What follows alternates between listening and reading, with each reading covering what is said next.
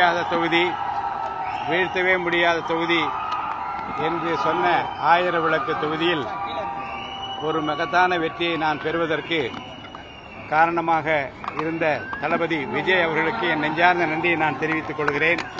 இந்த வெற்றியை அவருக்கு நான் சமர்ப்பிக்கின்றேன்.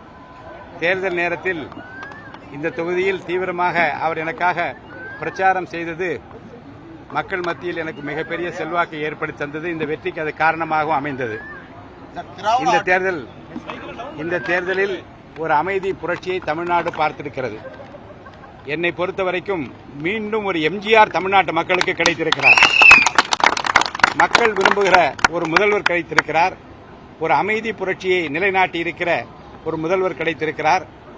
தளபதி விஜய் அவருடைய முகத்திற்காக, அவருடைய ஆளுமை திறமைக்காக, அவர் காட்டிய நற்பண்புகளுக்காக, அவர் காட்டிய பொறுமைக்காக மக்கள் அளித்திருக்கிற மகத்தான பரிசு இது என்று நான் கருதுகின்றேன். தமிழகம் முழுவதும் அந்த மகத்தான வெற்றியை அவர் பெற்றிருக்கிறார்கள்.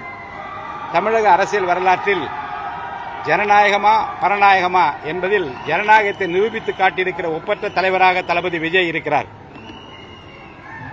வாக்காளர்களுக்கு பணம் அளிக்கக்கூடாது என்பதில் உறுதியாக நின்று எந்த கட்சியும் கூட்டணியில் இல்லாத போதும் தனியாக மக்களோடு மட்டும்தான் கூட்டணி என்று தன்னை நிரூபித்து காட்டி தன்னுடைய சொந்த செல்வாக்கை இந்திய நாடே வியந்து போற்றுகிற ஒரு செல்வாக்கை, இந்திய நாடே வியந்து விழிகளை வியப்பால் உயர்த்தி காட்டுகிற ஒரு மாபெரும் வெற்றியை இன்றைக்கு தமிழக வெற்றி கழக தலைவர் தளபதி விஜய் அவர்கள் பெற்றிருக்கிறார்கள். இறைவன் அருள் பரிபூர்ணமாக அவருக்கு இருக்கிறது.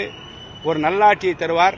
மக்கள் விரும்புகிற ஒரு முதலமைச்சராக, மக்கள் எதிர்பார்ப்புகளை நிறைவேற்றுகிற, அனைத்து தரப்பு மக்களின் அன்பையும் ஆதரவையும் பெறுகிற, ஆசையை பெறுகிற ஒரு முதலமைச்சராக நிச்சயமாக அவர் இருப்பார். விரைவில் முதலமைச்சராக கோட்டையிலே அவர் கோலோச்சுகிற நாளை எதிர்நோக்கி காத்திருக்கிறோம்.